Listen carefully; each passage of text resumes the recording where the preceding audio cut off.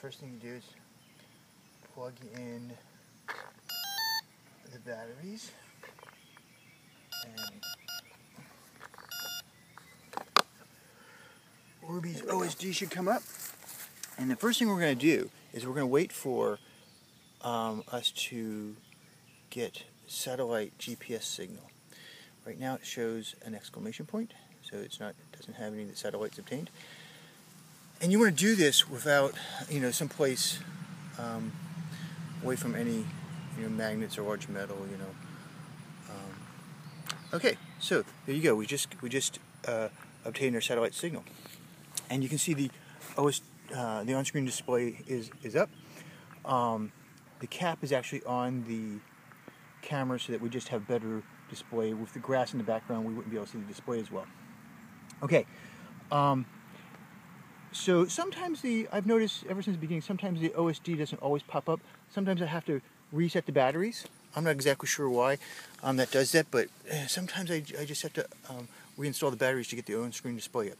So the first thing we're going to do, if you flip over to my radio here, is we're going to do what's called a pre-flight test.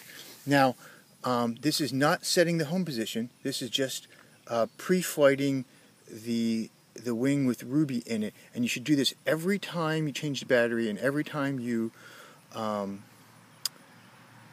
you have another flight. What position is that? To do that, well, right now we're in manual. I'm going to put this up into autonomous. So that's autonomous, that's aided, that's manual. I'm going to put this up into autonomous mode, and I'm going to hold the stick to one of the far corners, and I'm going to do this exactly 3 times. I'm going to move from autonomous to aided mode 3 times. 1, 2, 3. Ruby's going to start to move. As soon as it does, I let go of the sticks.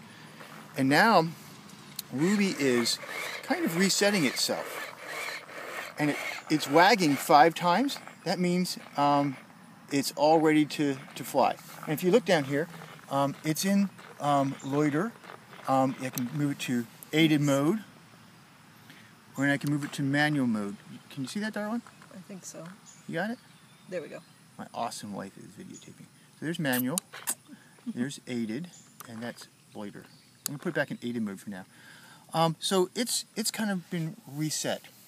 Now, the Ruby still doesn't know where its home position is, and home position is where it's going to land, or it's going to take off and land, and the direction in which it's going to land. So you're going to want to set its home position. Now, I'm not going to take off and land from here, but I'm going to show you how to set its home position. I'm going to set the little square because that's the direction we're going to take off here in just a moment. So to do that, it's very similar. And actually, to be honest with you, I do this, instead of doing a pre-flight, I do this operation every single time because I want to make sure that I know where I'm landing at. Okay? So you put this stick in one of the corners, and you move this exactly 5 times. 1, 2, 3, 4, 5. You wait for Ruby to start moving, let go of the stick, and she flaps at you 5 times. All's good. All right, I'm going to put this back in aided mode. Stop the jitteries. If it doesn't flap the elevons 5 times, you have to look up in the quick reference guide what's wrong. But it just said, hey, it did its pre-flight, it's checked off everything, and it's all set to go. Okay, so that also set the position, the direction, and the position for landing. So you do not want to do this operation at your car or at your station. If you're in an AMA field, you want to do it at your station. You want to do it out on the runway or where you're going to land at. That's very important. And again, I don't do the other pre-flight. Because I always pre-flight it right where I'm going to land. Okay, so pretty simple operation. All this stuff is easy. Now we're going to talk about. Let's go back over to the radio here. We're going to talk about launching. Okay, there's 2 methods to launching, and you have to know a little bit about how Ruby works in aided mode with the throttle. Okay, so If you're below 25 feet and you give it full throttle and you launch the airplane in aided mode, Ruby will take the airplane straight to 400 feet and level off at 400 feet. Okay? So one way to launch is to be in aided mode, hold your aircraft in a launch position, which I'll show you in just a moment, and set your throttle to 100%, let your motor spool up, and then launch it.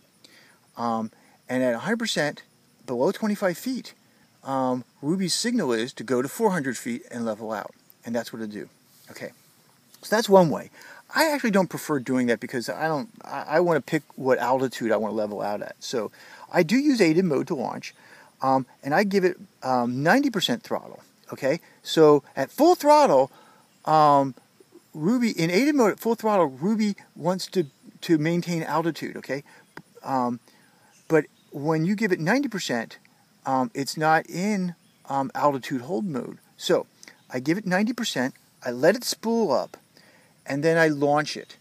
And I pick up my radio, and I look at the plane and go, the wing, and go, all right, that's the altitude I want to be at. Then I give it 100% throttle, and as soon as I give it 100% throttle, Ruby levels off. Because 100% throttle in aided mode for Ruby means altitude hold. Okay? So I prefer that method a little bit better. It's no different as far as ease of launch. They're both 90% and 100% throttle are so close to each other, it just takes off. There is never a crash on takeoff.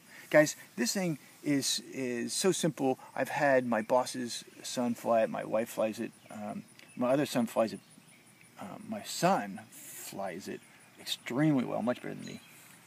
He's a character. He'll tell you he flies it better than me too.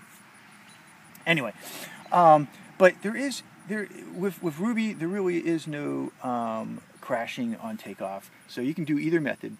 There's no crashing on landing either. We'll talk about that in a little bit here.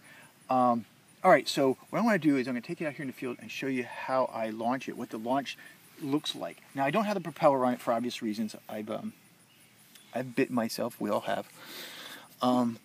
So for the demonstration purposes here, I don't have the prop on. But let's just take it out to the center of the field here, and I'll show you how to launch it. Why don't you walk with me, darling?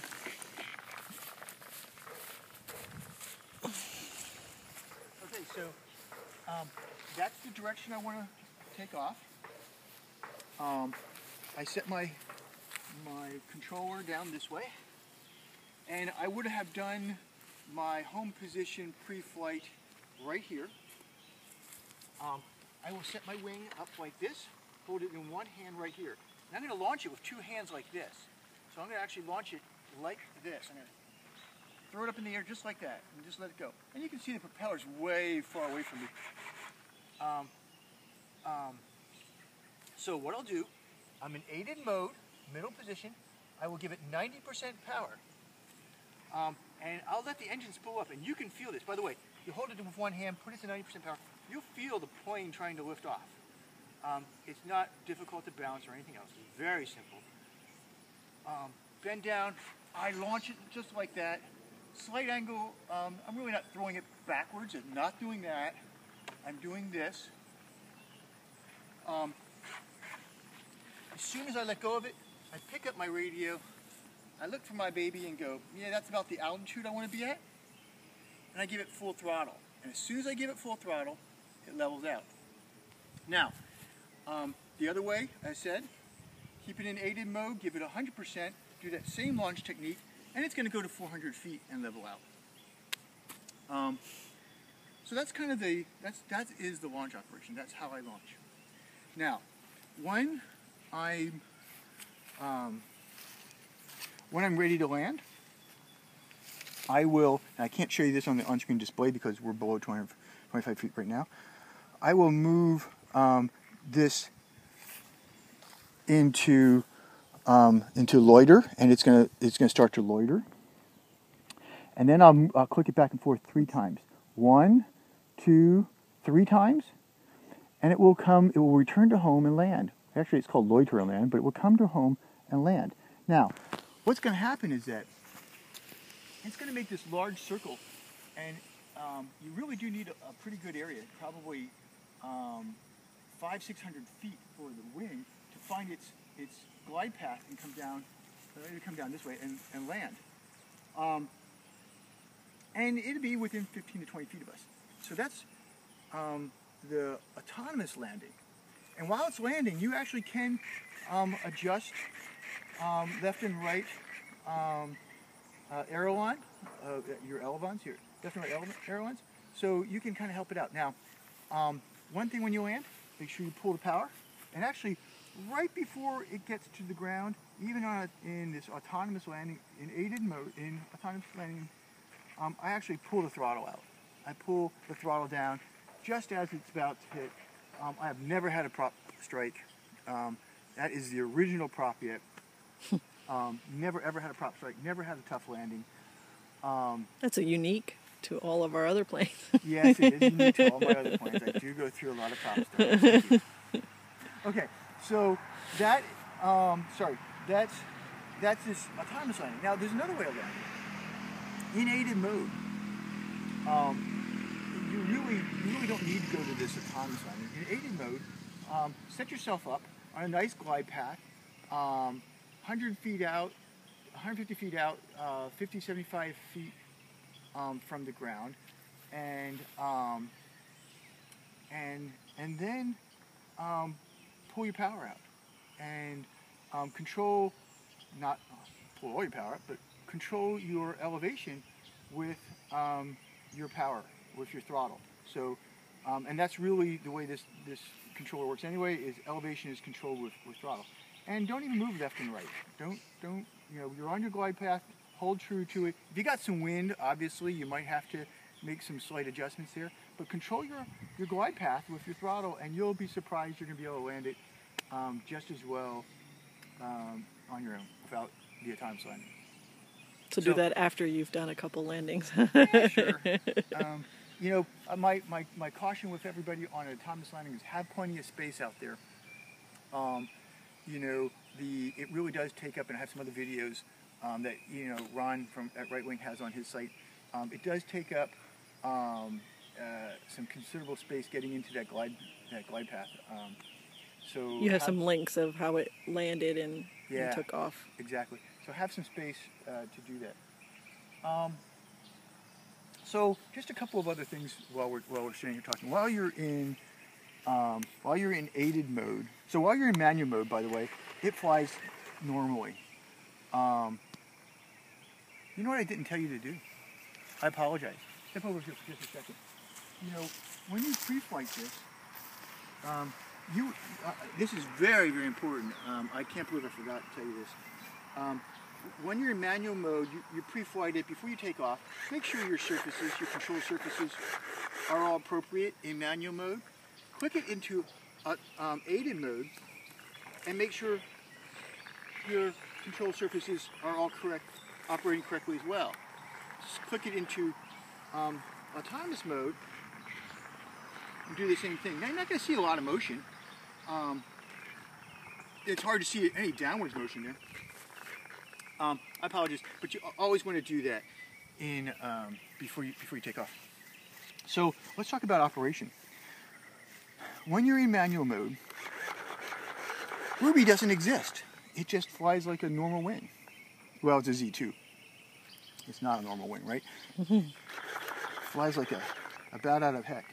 Anyway, but in manual mode, it's just normal operation. In aided mode, if you put in aided mode and give it 100% throttle, in aided mode, it will hold its altitude. And its stick is a little different. When you put it, when you hold it to the left at 30 degrees, it's going to proportionally hold that bank angle to the left at about 30 degrees. Okay? So it's going to proportionally hold the angle while you hold it there. So instead of going back and forth like this and kind of controlling your bank turn, you hold it like this, and it's going to hold that turn just like that, or just like that. Elevation is not controlled by your elevator anymore. It's actually controlled by your throttle. So if you want to go down a little bit, take a little bit of throttle out. You want to go up a little bit, put a little throttle in. And then again, when you're in aided mode and you put it at 100%, it's going to hold altitude. Okay? So now you're holding altitude. So if you're at 100%, how do you change airspeed? Yeah. You want to change airspeed. So you want to change height. You can't. You have to pull it off of 100%. Oh, okay. And you pull it off just a little bit. Say you're at 90%. What it's going to do, it's actually going to climb. Okay, so you got to get it pretty low for it to actually go down, right? So if you take it from 100% to 90%, it's going to go start climbing for you. Okay. And then once you get where you want, then you put it back to 100. But if you want to come down, you got to actually pull the throttle down pretty significantly. Okay, to start losing altitude. Okay, so that's really controlling your altitude. So let's talk about if you're at 100% in aided mode and you want to go faster. You actually press your elevator forward and you can go faster. Or you can pull your elevator backwards. What's happening is, so you're controlling your airspeed with your elevator, and you're controlling your altitude with your throttle. And that might seem a little counterintuitive, but it's actually a little bit more how you would fly an airplane. So when you're moving this back and forth with the throttle forward and backwards, Ruby is at 100% and it's controlling altitude. So really what you're moving is airspeed. Does that make sense? I think so. Okay. So when you, if you're under the goggles and you're far, far away and you're worried about something, you can always put it into loiter, and it will circle and loiter. Okay? Wherever you put it at. Yeah, and it's going to only go up to 400 feet in loiter. So if you're in some mountain areas, you want to consider about what you're doing there. Or if you lost it and you can't see line of sight, you want it to go up to 400 feet in loiter. There you go. Let's talk about aided mode just a little bit more. If you're in aided mode or in any mode and you lose signal, Ruby's going to start coming back to you. So if it loses your transmitter signal, it has that RSSI on there. Ruby's going to pull the plane back to you. Now, if you're in manual mode, Ruby's going to take over and it's going to start bringing it back to you. And as soon as it picks up signal, it's going to put it back into manual mode. And unless you're watching that in your goggles, you're not going to understand. You're going to be surprised. So, if you lose your signal and it starts coming back to you, put it back in aided mode, and then you can kind of start to understand when you control it. Okay, I think that's the basics of it. All right, kill it.